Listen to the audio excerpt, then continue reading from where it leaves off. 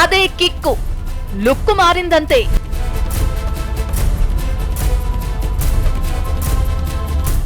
పోలీసులను ఏమార్చడానికి గంజాయిని ద్రవరూపంలోకి మార్చారు.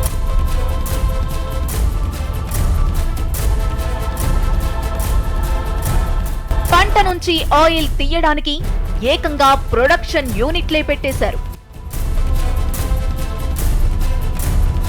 ప్రాణాలు తోడే కెమికల్స్ ను మిక్స్ చేసి డ్రమ్ముల కొద్దీ ప్రొడ్యూస్ చేస్తున్నారు.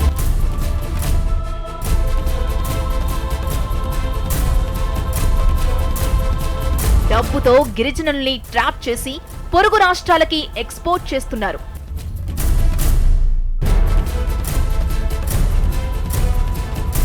ఈ కిక్కు బిజినెస్ పై ఉక్కుపాదం మోపి మన్యాన్ని మత్తు నుంచి విముక్తి చేస్తారా?